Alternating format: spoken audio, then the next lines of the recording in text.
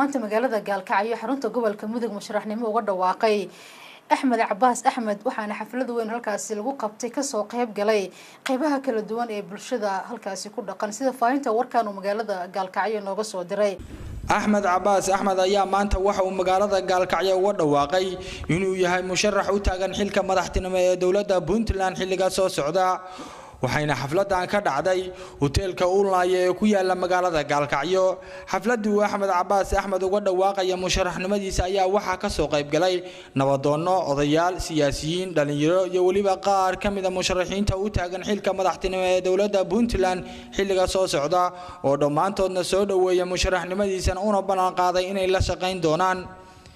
waxaana ugu horeyntii halkaas ka hadlay musharax Axmed Cabbaas Axmed waxaan hortiina ka naadinayaa muwaadiniinta sharafka leh dadka shacabka Puntland iyo shacab gudaanba shacabka Soomaaliyeedna aan warbaahinta u marinayaa inaan u taagnahay mansabka madaxweynaha dawladda Puntland hadda iyo dan tabaabushaha doorashada waxa lagu gaari karaa natiijo la mahadiyo marka la oofiyo labada shardi ee soo socota shardiga koowaad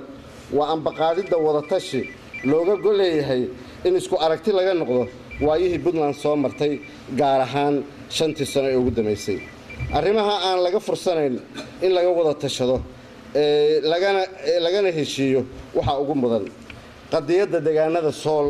Sanaag iyo Cayn shacabka deegaanadaas waa in loo fidiyo gogol lagaga baaraan degayo xaaladda ay ku sugan yihiin iyo sababaha loo aaneynayo gogosha la fidinayo waa inay noqoto mid dhalin karta kalsooni taasoo ah shardiga kaliya ee lagu soo noqleyn karo dareenkii midnimo ee Puntland la curatay bartamihii sanadkii 1998 waxay riyadaydu tahay inaan Soomaaliya ay gaarto in baarlamaankeedu u fariisto laba saf oo iska soo horjeeda oo kala ah safka markaa xukunka haya iyo safka mucaaradka kuwaas oo isqadarin iyo inay ku tartamaan wanaajinta danta guud u heelan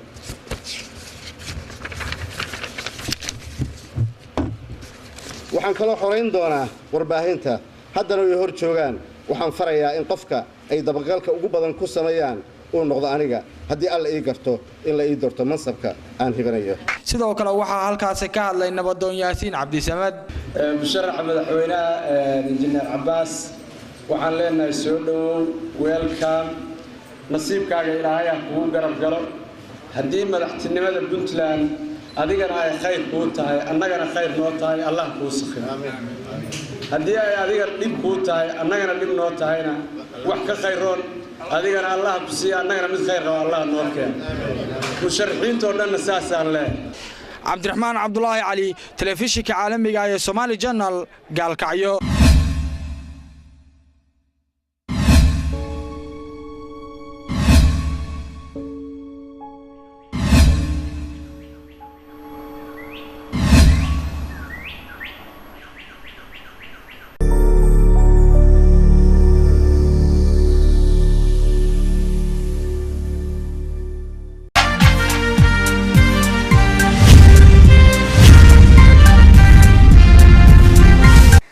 maanta magaalada Gaalkacyo xarunta gobolka Mudug musharaxnimo uga dhawaaqay Axmed Cabbaas Axmed waxaana xaflad weyn halkaas lagu qabtay ka soo qayb galay qaybaha kala duwan ee bulshada halkaas ku dhaqan sida faafinta warkaan oo magaalada Gaalkacyo nooga soo diray Axmed Cabbaas Axmed ayaa maanta waxa uu magaalada Gaalkacyo uga dhawaaqay inuu yahay musharax u taagan xilka madaxtinimo ee dawladda Puntland xilliga soo socda waxayna xafladan ka dhacday hoteelka Uulnaaye ee ku yaala magaalada Gaalkacyo xafladdu Axmed Cabbaas Axmed uga dhawaaqay musharaxnimadiisa ayaa waxa ka soo qayb galay nabadoono odayaal siyaasiyiin dhalinyaro iyo waliba qaar kamid ah musharaxiinta u taagan xilka madaxtinimo ee dawladda Puntland xilliga soo socda oo dhamaantoodna soo dhaweeyay musharaxnimadiisa una balan qaaday inay la shaqeyn doonaan waxaana ugu horeyntii halkaas ka hadlay musharax Axmed Cabbaas Axmed waxaan hortiina ka naadinayaa muwaadiniinta sharafka leh dadka shacabka Puntland iyo shacab gudaanba shacabka Soomaaliyeedna aan warbaahinta u marinayaa inaan u taagnahay mansabka madaxweynaha dawladda Puntland hadda iyo dan